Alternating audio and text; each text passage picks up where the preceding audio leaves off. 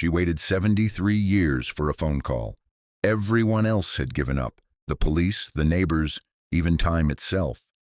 But on a Tuesday morning in June 2024, the phone rang. Her son, the little boy who vanished in 1951, was still alive. He was 79 years old. He was a decorated Marine veteran who had survived 2 tours in Vietnam. He was a retired firefighter who had spent decades running into burning buildings to save strangers. He was a grandfather. He had grandchildren who called him by a name that was not the name his mother gave him.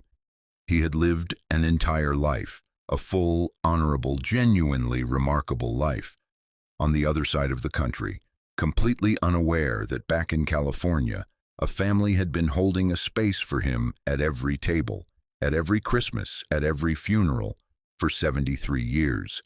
He had no idea he was missing.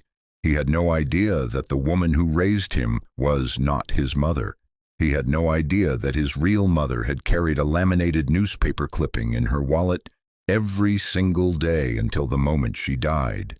He had no idea that his older brother had spent over 7 decades replaying one afternoon on an endless loop, torturing himself with questions that had no answers. He didn't know any of it. Because when you are 6 years old and a stranger takes your hand and tells you she'll buy you candy, and your brother runs for help, and a plane takes you 3,000 miles from everyone you have ever loved, you don't get to keep the memory. The world you came from simply disappears. And the question that drives this entire story, the question that should keep you watching every single second of what comes next, is this: how does a stolen child stay lost for 73 years? And what kind of miracle does it take to finally bring him home? If this story already has your heart in your throat, you are exactly where we want you. Hit the like button right now, subscribe to Cold Case Model, and drop a comment telling us where you're watching from, because this community spans every corner of the world, and every single person here deserves to hear what happens next. Now stay with us, because this story is only just beginning. It starts in West Oakland, California on the 21st of February, 1951. Picture the neighborhood as it was then, post-war California, still finding its shape. Families who had traveled enormous distances to plant roots in the promise of the American West. The children playing in streets that smelled of eucalyptus and diesel and fresh-cut grass. The war was over. The future felt possible. And in a modest home near Brush Street, a Puerto Rican family named Albino was building something from nothing, the way immigrant families always have, one day at a time.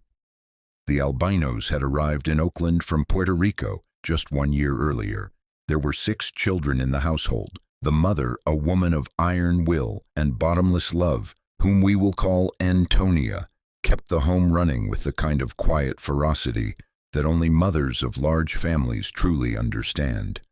The father worked. The older children looked after the younger ones. The 2 youngest boys, 10-year-old Roger and 6-year-old Luis, were inseparable in the way that brothers close in age often are, competing constantly, protecting each other instinctively. On that February afternoon, Roger and Luis headed to the neighborhood park on Brush Street. It was a mild day, the kind that makes you forget winter ever existed. Other children were already there, running, climbing, calling out to each other in the easy, universal language of play. Luis, small for his age with dark hair and an energy that seemed to radiate from him in all directions, immediately made for the sandbox. Roger kept watch the way older brothers do, half present, half distracted, the protective instinct running quietly in the background. Antonia expected them home before dark. She was in the kitchen when they left. She would never see them both come through that door again. At some point in the late afternoon, and as the sun began its long descent and other families started calling their children in for supper, a woman appeared at the edge of the park. She was in her early 30s. She wore a bright green bandana tied over her hair. She was someone none of the boys had ever seen before. But here is the detail that made her dangerous, the detail that made everything that followed possible. She spoke Spanish, not broken Spanish, not the cautious, halting Spanish of someone reaching across a language barrier. Smooth, natural, comfortable Spanish, the kind that immediately signals to a child from a Spanish-speaking home that this person belongs to the same world they belong to. In 1951, stranger danger was not a concept that had entered public consciousness. No campaigns, no school programs, no warnings printed on milk cartons. Children were simply told to be polite to adults. And here was an adult who spoke their language, who smiled warmly, who crouched down to their level and asked their names. Luis smiled right back. The woman chatted with the boys for a few minutes. She learned their names. She paid close attention to Luis, and then she made the offer that would alter the course of 3 lives forever. "Come with me," she said, "and I will buy you some candy." Luis was on his feet immediately. He was 6. It was candy. That is all it took. Roger hesitated. Something was wrong. He could not name it, could not articulate it the way an adult might, but the feeling was there, cold and certain, spreading through his chest like water into sand. He followed anyway, because what was he going to do? Let his little brother go alone? They left the park. They walked down the sidewalk, the woman in front with Luis's small hand locked firmly in hers, Roger trailing a few steps behind. And with every block they covered, Roger's unease deepened into something closer to fear. This route made no sense. There was no candy store in this direction. They were moving away from the neighborhood, away from anything familiar, and the woman's grip on Luis was not the gentle hold of a kind stranger. It was purposeful, urgent, the grip of someone who knew exactly where she was going and had no intention of stopping. Roger finally said it out loud. "Where are we going?" "I thought the store was near the park." The woman glanced back. "Just a little farther," she said. "Keep coming." And her tone had changed. The warmth was still in the surface of the words, but something beneath it had hardened. Roger stopped walking. He made a decision in that moment, a 10-year-old boy standing alone on a sidewalk in West Oakland, watching a stranger walk his brother around a corner. And the decision he made, the only decision available to a frightened child in that situation, was to run. He turned, he sprinted, he screamed his brother's name twice into the air, but by the time the sound left his throat, Luis was already gone. By the time Roger burst through the front door of their home, gasping and wild-eyed, Antonia knew from the look on his face before he said a single word that something had happened to her baby. She was out the door in seconds. She ran to the park. She looked in the sandbox where Luis had been playing. She grabbed the arm of every person still in the vicinity, her English failing her, her desperation communicating everything her words could not. A teenage girl sitting on a bench told her she had noticed a woman walking away with a small boy, but she had assumed it was his mother. She had thought nothing of it. That one assumption, that one reasonable, entirely human assumption, it cost a family 73 years. As Antonia stood in that empty park, the reality settling into her bones with a weight that never fully lifted for the rest of her life, she let out a sound that the neighbors would not forget, a sound that came from somewhere deeper than grief, somewhere beyond language. And then she gathered herself, because she was Antonia Albino, and she did not collapse. She had 5 other children at home who needed their mother standing upright. She called the police. The response was swift, but immediately complicated by the one obstacle that would define the early days of the investigation. Antonia's English was limited. The Oakland Police Department of 1951 had virtually no Spanish-speaking officers. Roger, 10 years old and in shock, became the family's translator in one of the most consequential conversations of his young life. He told the officers what he had seen. He described the woman. Green bandana, spoke Spanish, promised candy, walked fast. Never saw a car. She was on foot. He did not recognize her. Some of the officers listened with open minds. Others listened with quiet skepticism. Child abductions by strangers were, in 1951, considered extraordinarily rare. The more common explanation for a missing child was that the child had wandered and gotten lost, or, in the more heartbreaking cases, that the child had wandered near water, and so the search began on every front simultaneously. Oakland police canvassed the neighborhood door by door. Radio stations across the Bay Area broadcast Luis's description and the description of the woman. The Oakland Tribune ran the story with a photograph. Two brothers grinning, frozen in the last innocence of the days before everything changed.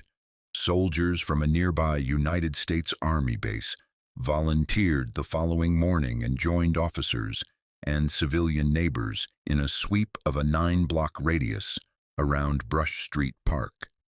The United States Coast Guard deployed boats to patrol the waters near San Francisco Bay, searching the shallows and the inlets and the dark places beneath the docks of Jack London Square. They found nothing, no clothing, no toy, no small shoe lodged in the mud at the waterline, no body, no trace. It was as if the ground had simply opened up and swallowed a 6-year-old boy whole. For Antonia, those first 72 hours were a kind of controlled madness. She barely slept. She barely ate. She moved between the police station and the streets and her kitchen, where candles burned constantly beneath the crucifix on the wall. Each time she heard a sound at the door, she rushed toward it. Each time it was a neighbor with food she couldn't taste, or an officer with an update she already knew was coming. No news. Nothing yet. We're still looking.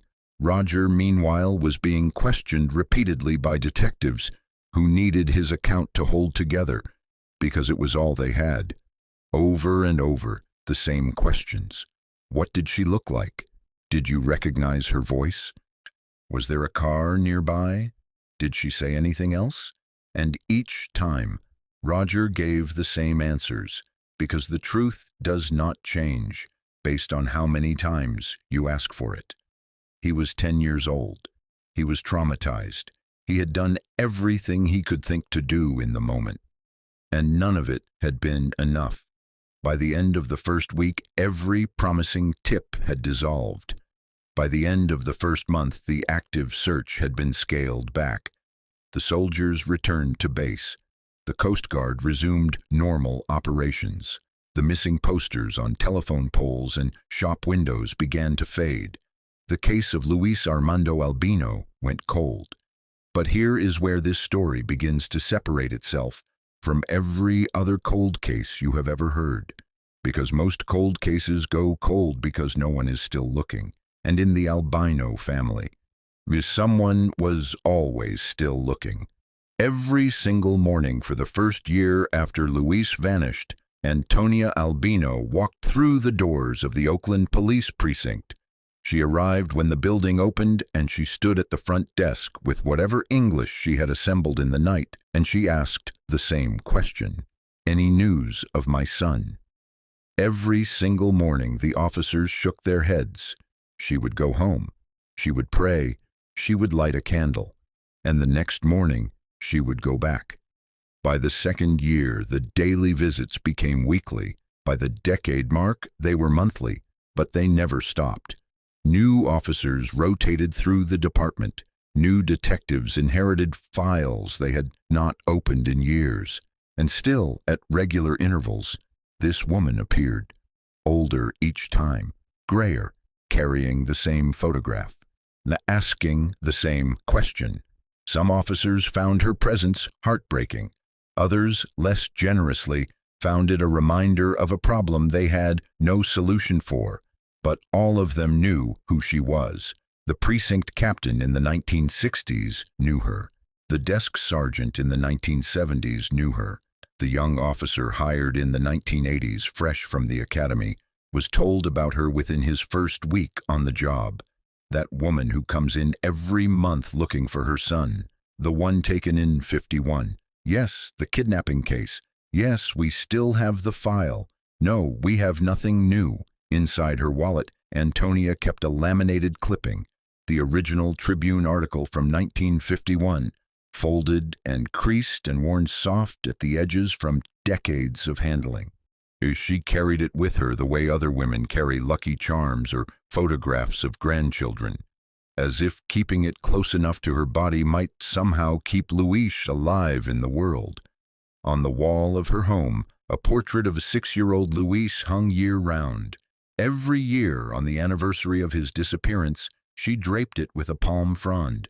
She did this for 54 years. In 1966, the family launched a renewed search. Luis would have been 21 that year, old enough to appear in military draft records, old enough to have created some paper trail in the world. The family petitioned authorities, combed public registries, even traveled back to Puerto Rico on the theory that the Spanish-speaking woman might have had roots there. They spent months following threads that looked like leads and turned out to be air. No Luis Albino appeared in military records, for the simple reason that by 1966, Luis Albino was no longer going by that name. The 1970s arrived. The 1980s. High-profile abduction cases in later years would eventually change the country's approach to missing children. Faces on milk cartons, national registries, coordinated alert systems. But those changes came too late for Antonia, and they could not help her now because Luis had not simply disappeared. He had been replaced. He had a new name, a new history, a new family, a new identity assembled over him like a second skin, and beneath it, the original boy was invisible. By the time the millennium turned, 5 full decades had passed. The Albino family had expanded into something vast and complicated and wonderful. Children who had grown into parents, grandchildren who had grown into adults, great-grandchildren who had never known the world before Luis disappeared. At every family gathering, at every holiday table, the story was told. Not with bitterness, not with performance, but with the quiet, resolute insistence of people who refused to let a person be forgotten. And every time the story was told, Antonia would listen. And then she would add, as she always did, "He is alive. I know it. A mother knows." In 2005, at the age of 92, Antonia Albino died peacefully in her sleep. In her final months, when memory had begun to loosen its grip on her, she would still surface from confusion to ask one clear question: where is Luis? At her funeral, a photograph of a 6-year-old boy in a gap-toothed smile was placed on top of her coffin. She died not knowing, and everyone who loved her assumed that was where the story ended.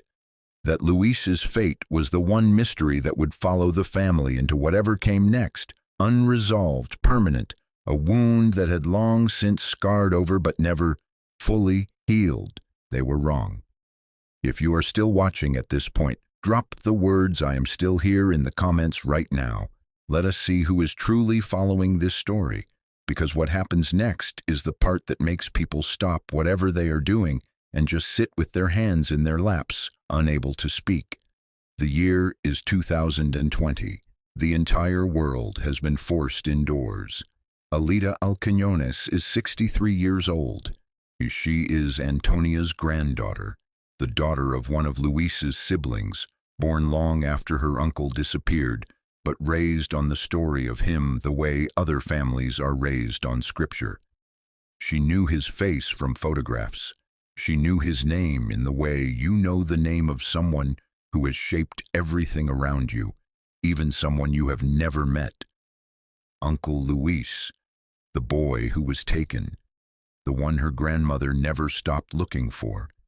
In the strange, suspended stillness of the pandemic, with time suddenly abundant and the world suddenly very quiet, Alida makes a decision. She orders a consumer DNA ancestry kit, one of those saliva sample tests that had become enormously popular in the years before, the kind that promised to map your family tree through the invisible architecture of your genes.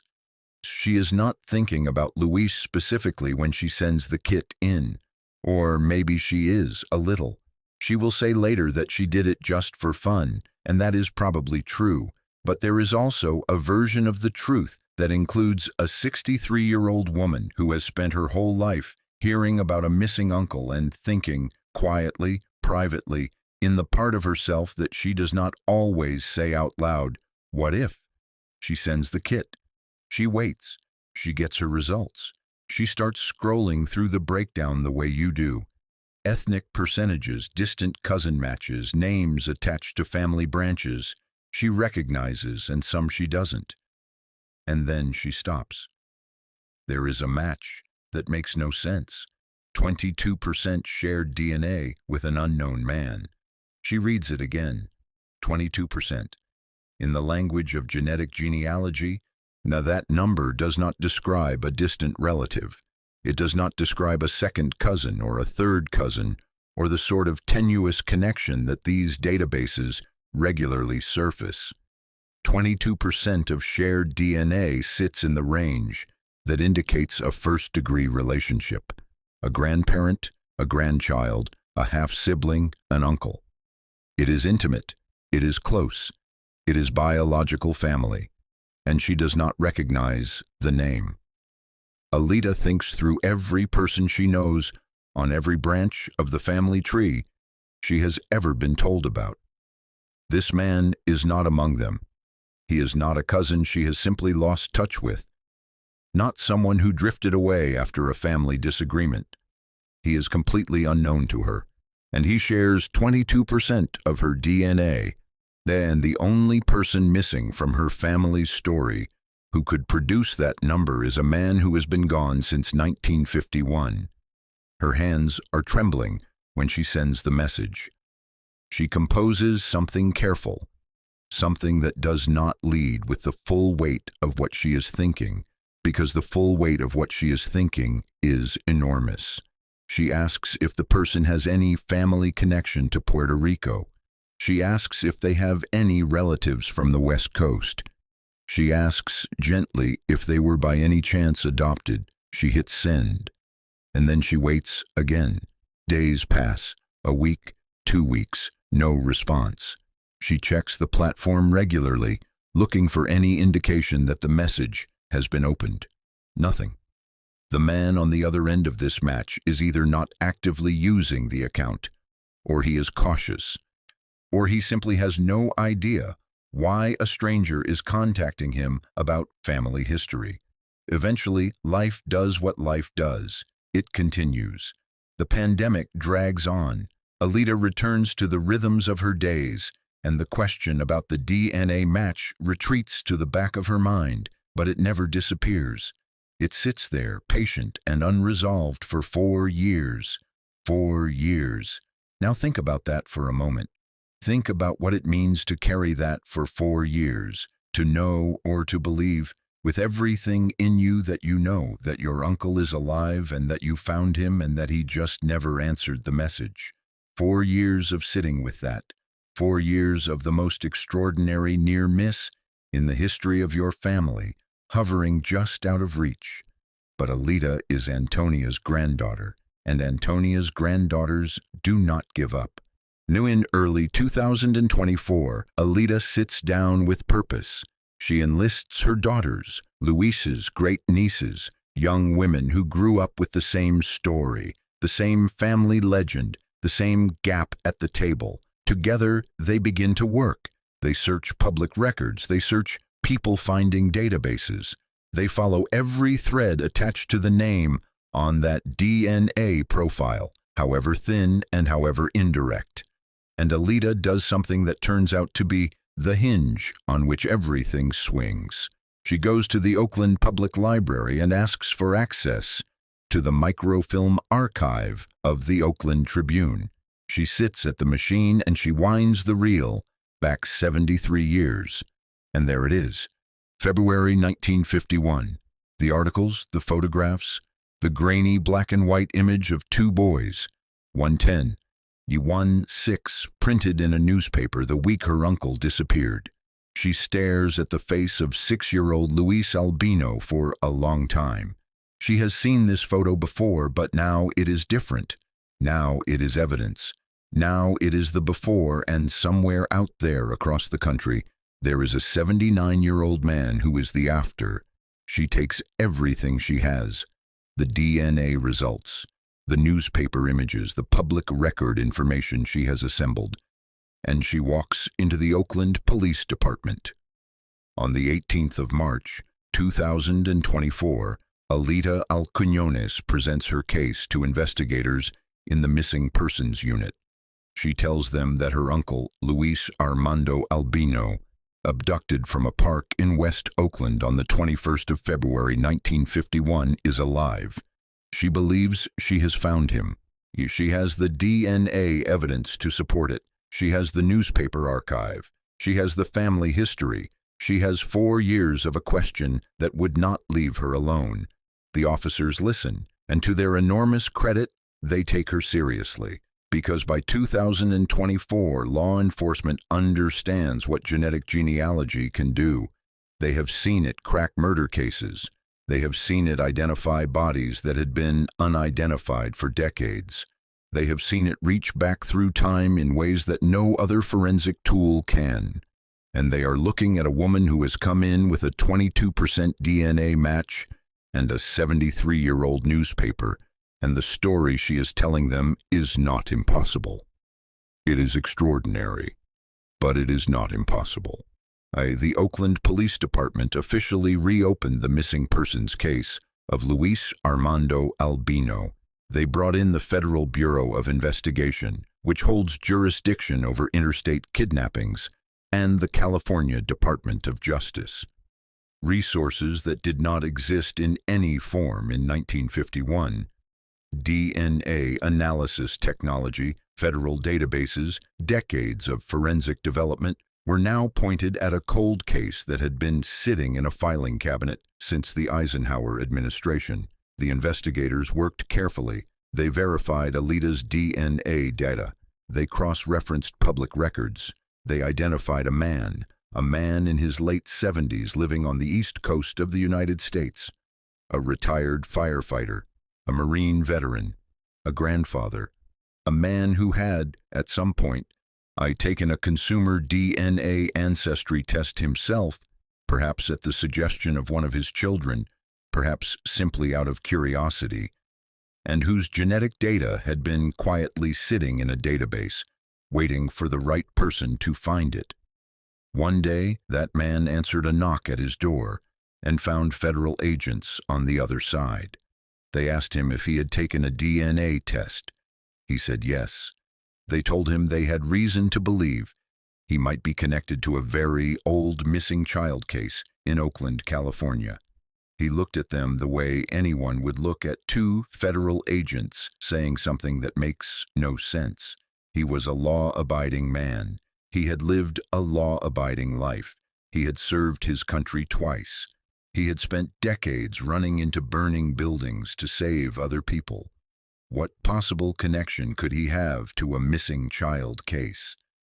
And then they showed him the photograph, a 6-year-old boy in black and white, grinning in a newspaper from 1951, a boy who had been reported abducted from Brush Street Park in West Oakland, a boy named Luis Armando Albino.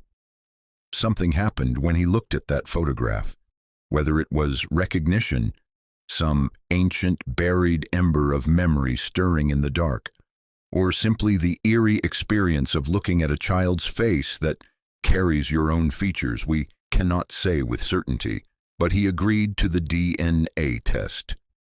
A simple cheek swab, an analysis conducted against a biological sample from one of Luis's surviving siblings.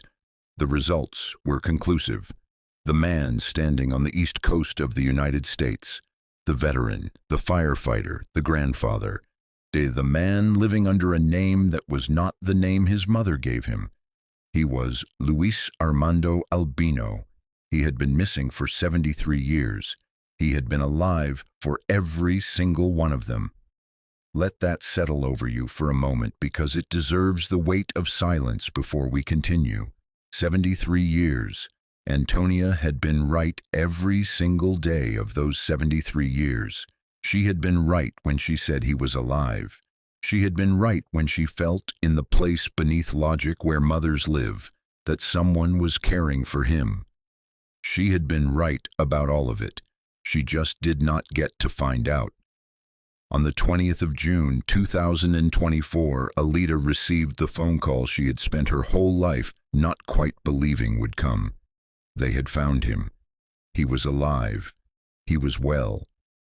She and her mother, Luis's sister, Lynn, then in her mid-80s, sat together as investigators delivered the news in person.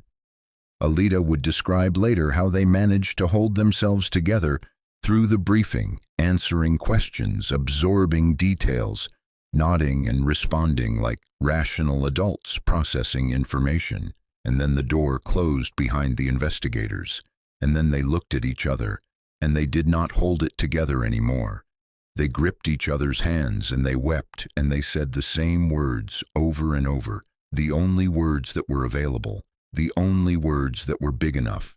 We found him. We found him. After all of this, after all of it, we found him. 4 days later, on the 24th of June, 2024, a plane landed in Oakland. A plane had taken Luis away from this city when he was 6 years old. A plane brought him back at 79. At a private home, the family wanted this, their reunion, away from cameras and reporters and the machinery of public spectacle. Relatives had gathered, nieces and nephews who had heard his name their whole lives. Great-nieces and great-nephews who had grown up with the story, Alita, who had found him, and Roger, 83 years old, who had carried the weight of a single February afternoon for longer than most people are alive. When the door opened and Luis walked in, the room became something that language is not quite equipped to describe. There is a particular quality to joy that has been delayed by decades, joy that has been compressed and compacted and forced to wait, that when it finally releases, it does not feel like ordinary happiness. It feels like something being set down, something that was always too heavy to carry, finally put down. Luis walked up to Alita first. He held her, and he said 5 words that she will carry for the rest of her life. "Thank you for finding me." Then he kissed her on the cheek. In those 5 words, there is an entire universe. Thank you for finding me. Not just the physical act of locating him, but the act of looking, the act of refusing to accept that the story was over, the act of being Antonia's granddaughter and doing what Antonia's granddaughter was always going to do given the chance. Thank you for finding me. He understood, in that moment, everything, that he had been lost, that people had been searching, that love had crossed 73 years and 3,000 miles and found him anyway. And then they took him to meet Roger. The drive to Stanislaus County, a couple of hours south through the Central Valley, must have felt like crossing a different kind of distance. Luis was being taken to meet the boy who ran for help, the boy who spent over 7 decades wishing he had run a different direction, toward his brother instead of toward home, even though what he did was the only right thing to do, the only thing that preserved any hope of Luis ever being found at all. Roger was waiting. Imagine being 83 years old and knowing that the brother you lost when you were 10 years old is 20 minutes away. Imagine the quality of that waiting, whether you pace or whether you go completely still, whether you rehearse what you will say or whether every prepared word evaporates the moment you hear a car in the driveway. The door opened, and 2 old men who were once 2 boys in a park on a February afternoon stood in front of each other for the first time in 73 years. They closed the distance between them and they held on. People who were in that room described it as a long, tight embrace, the kind that goes past the point where you start counting seconds. the kind where the room quietly arranges itself around two people who need a moment that belongs only to them, and everyone else simply waits and breathes and tries not to make a sound. Whatever Roger said into his brother's shoulder in that moment, whether it was a name, a prayer, an apology, or simply the kind of sound that has no word, the 73-year question was answered. His brother had not been thrown into the bay. His brother had not died on a stranger's floor, frightened and alone. His brother had lived. He had served his country. He had saved lives. He had built a family. He had survived every single thing the world had thrown at him, beginning with the thing that happened when he was 6 years old, and a woman in a green bandana took his hand. They sat together for hours. Roger told Luis about their mother, about how she had walked into the police station every week for years, about the laminated clipping in the wallet, about the portrait on the wall and the palm frond on the anniversary, and the question she asked at the end, even when memory was slipping away from her. Where is Luis? About how she had been right. She had been right the whole time, and Luis, who was hearing all of this for the first time, sat with the weight of a mother's love that had waited his entire life to reach him. They discovered that both brothers had served in the military, that they may have been in Vietnam at overlapping times, two brothers on opposite sides of the world, fighting the same war with no knowledge that they existed to each other, two veterans who never compared notes, two old soldiers who almost never got to sit in the same room. Luis stayed in California through July, spending weeks with the family he had never known he had. They fed him, they showed him photographs, they told him stories about people he came from, grandparents he never knew, cousins he never met, a mother who loved him with a ferocity that outlasted her own memory. He returned to the East Coast with two families now, the one he had always known and the one that had never stopped knowing him. In August of 2024, Roger Albino passed away. But he had held on long enough. He had gotten what he needed, not closure exactly, because nothing about this story permits the clean resolution that word implies, but something realer than closure. He had held his brother. He had seen with his own eyes that the boy he lost was a good man who had made a good life. He had been freed at last from 73 years of a question that had no answer. Roger died with peace in him. That is not a small thing. That is, in the context of this story, everything. The woman in the green bandana has never been identified. The couple who raised Luis under a false identity have never faced any legal consequence. The Oakland Police Department and the Federal Bureau of Investigation consider the kidnapping of Luis Armando Albino an active criminal case. The missing persons file is closed. The crime itself is not. Someone, somewhere, made a decision in 1951 to take a 6-year-old boy from a park in West Oakland and give him to people who wanted a child badly enough to obtain one through abduction. That decision rippled outward through time in ways that touched every person in this story. It hollowed out a mother. It broke a brother. It erased an identity. It separated a family for 3/4 of a century. And yet, and this is the part that resists easy summary, Luis Albino lived. He survived. He served. He saved lives. He loved people and was loved by them. The people who took him did something unforgivable, and whatever life they gave him in place of the one that was stolen, they do not deserve credit for who he became. He became who he is in spite of what was done to him, in spite of what was taken from him. Antonia Albino spent 54 years walking into police stations and asking for her son. She died not knowing.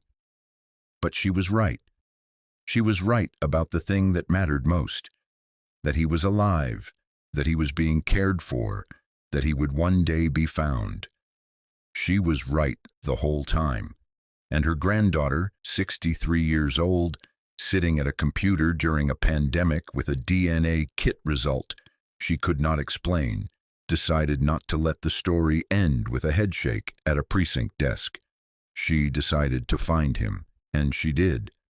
This is what Cold Case Model exists to tell you. Not just the cases, not just the facts, but what it means that someone kept looking. What it means that a family refuses to let a name become a silence.